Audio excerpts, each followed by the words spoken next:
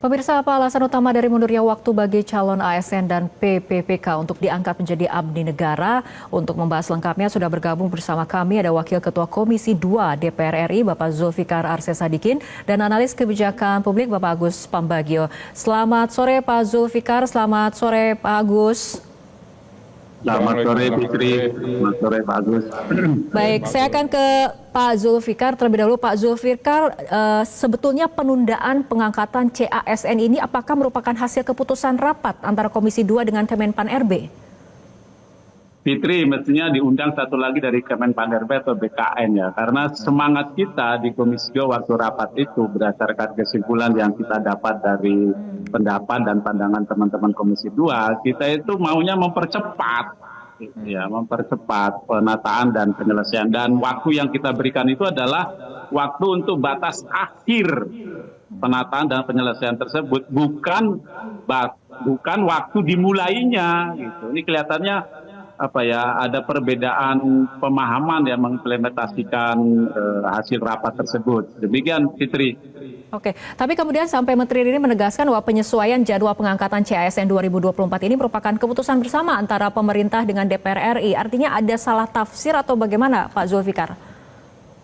Ya, keputusan bersamanya sebenarnya kan kalau kita ikuti proses rapat itu adalah mempercepat penataan dan penyelesaian. Dan sekali lagi waktu yang kita berikan itu adalah batas akhir penataan dan penyelesaian itu, bukan dimulainya, termasuk dimulainya pengangkatan. Kalau kita sih maunya, kalau memang tahapan itu sudah selesai yang CPNS maupun CP3K tahap 1 yang saat ini sudah pengisian daftar ibu dan pengusulan NIP, ya udah di SK-kan saja.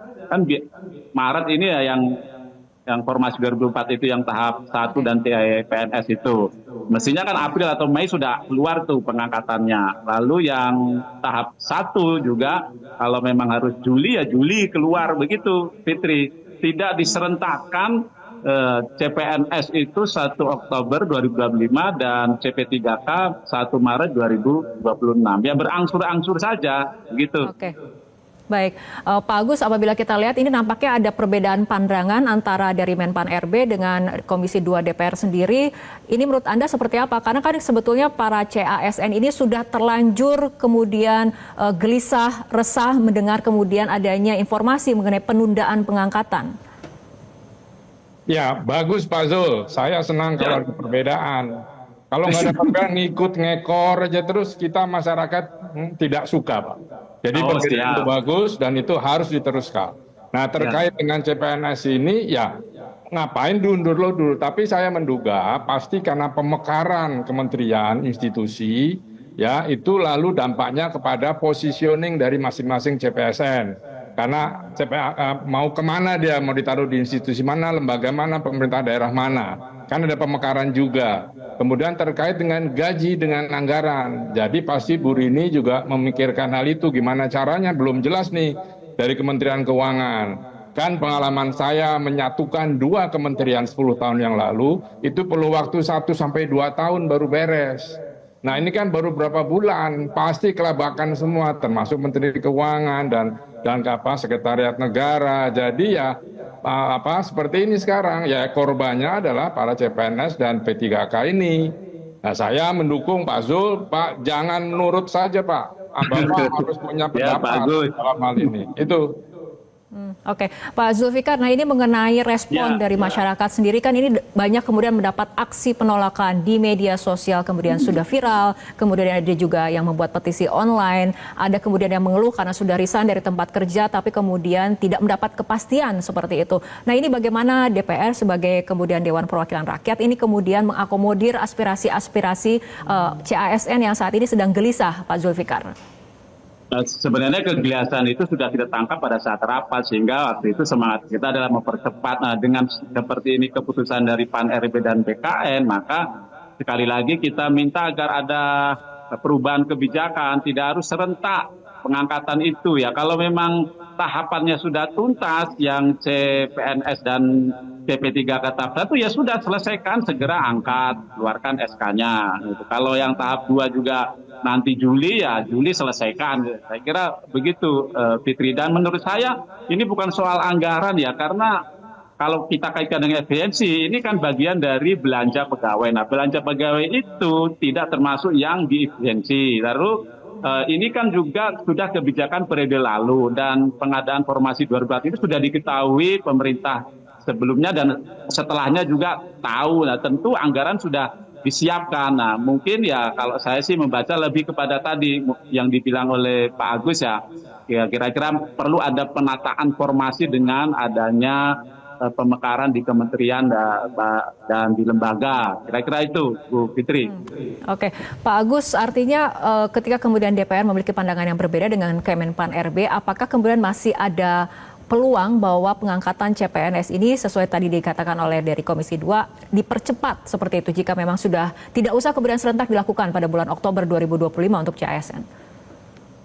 Ya tentu bisa saja ya, karena kalau itu betul, saya tidak belum melihat notulennya. Ini barusan ada yang kirim ke saya, nanti saya baca dulu. Nah ya maksud saya bisa saja itu dilakukan.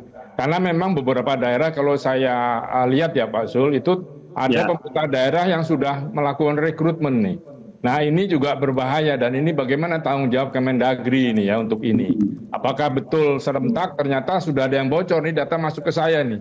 Kementerian beberapa daerah sudah merekrut gitu ya. Nah, hal-hal semacam gini tolonglah jangan informasi seperti ini harus baik. Nah, saya mempertanyakan peran PCO ini, Presidential Communication Office ini kok tidak ikut memberikan pengumuman. Harusnya kan kesepakatan dengan DPR itu bisa disampaikan kepada publik supaya menenangkan semua bahwa sudah ada kesepakatan yang ternyata tidak sepakat itu tadi.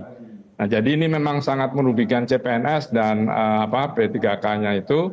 Karena ya mereka kan berharap ya bahwa akan jadi CPNS. Tadi ada yang sudah bayar penalti ketika mematahkan kontrak di perusahaan swasta misalnya. Nah, ini juga perlu diperhatikan. Ini harus ada emergency exit-nya supaya masyarakat tidak terlalu dipojokkan. Kita ini semua sudah dipojokkan terus oleh pemerintah gitu ya. Jadi mohon bisa dipikirkan, Pak Zul bisa panggil lagi kemungkinan Bu Rini untuk coba membahas tadi, mengembalikan apa yang sekarang ini bertebaran di publik. Oke, Pak Zul, tanggapannya? Ya saya setuju, justru itu saya selalu bilang agar kebijakan itu bisa dirubah lah. Kalau memang sudah selesai pembekasannya, dalam hal ini pengisian dasar riwayat hidup dan pengusulan NIP-nya, ya segera saja diangkat, berangsur-angsur saja. Dan perlu kita tegaskan lagi bahwa waktu yang kita berikan itu adalah batas akhir ya penataan dan penyelesaian, bukan dimulainya. Dan sekali lagi kalau soal anggaran menurut saya adalah pemerintah ini. Apalagi ini kan untuk yang akan membantu Presiden, membantu Menteri bekerja ya.